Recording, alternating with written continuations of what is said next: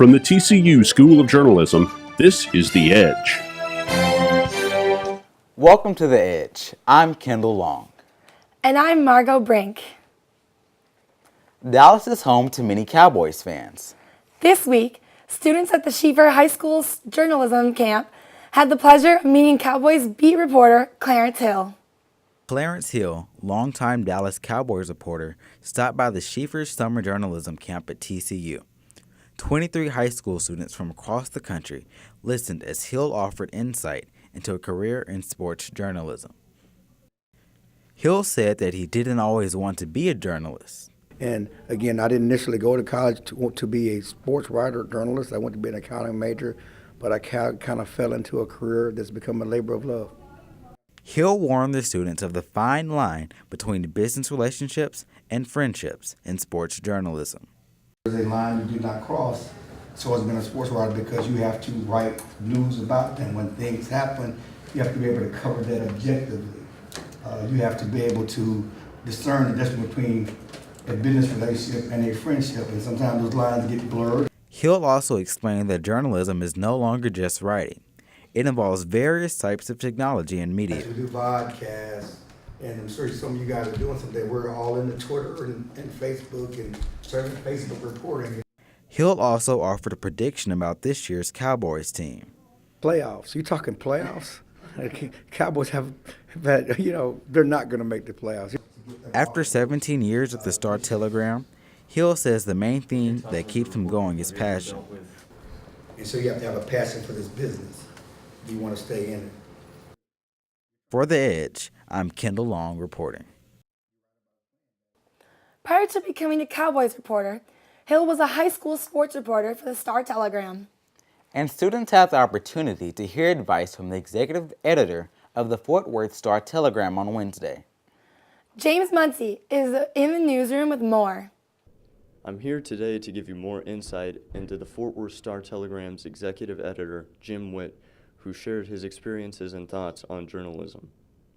When I was first started the Star-Telegram back in 1986, if you would have told me what would happen 20 years later, I never would have believed it. At the time, print was the only way, really, that or TV was the only way people found out about things.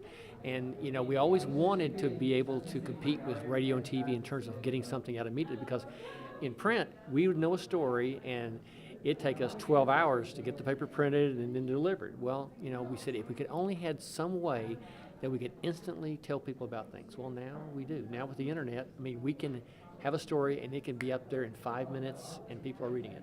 So I think that's been an amazing change. Jim Witt talked to the students about some of the challenging aspects he has dealt with while reporting.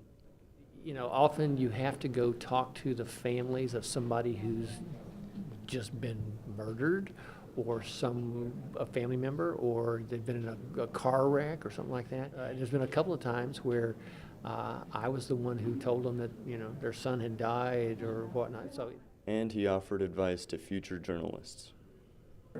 I think that learning how to write is a great skill that will serve you no matter what profession you go into, journalism or other things, but being able to write clearly is a great talent to have. This is James Muncie on The Edge. Jim Witt said the newspaper had a contest, and the winner was taken to Memphis for Elvis Week. He's a big fan. NBC5 anchor Deborah Ferguson returned to her alma mater to talk about journalism. Madison Ramsey has the story. Deborah Ferguson, NBC DFW co-anchor, shared her life story with a group of future journalists at TCU.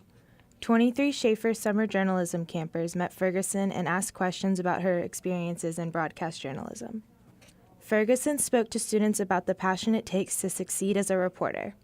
Journalism camper Taylor Sutton appreciated her guidance. The thing that struck me most about Deborah Ferguson was her hard work. And every day, as she said, she wakes up at 1:15 in the morning, and that's true dedication. Through her words of wisdom, Ferguson influenced the students to find their calling and work hard during the process. When referring to her work life, she said, "This is not a 9-to-5 job. What we do is a lifestyle." She said, "It is a sickness, but I don't want to be cured." For The Edge, I'm Madison Ramsey reporting. Ferguson has been working in the area since 1991. That's all we have today. Thanks for joining us on The Edge. Have a great day.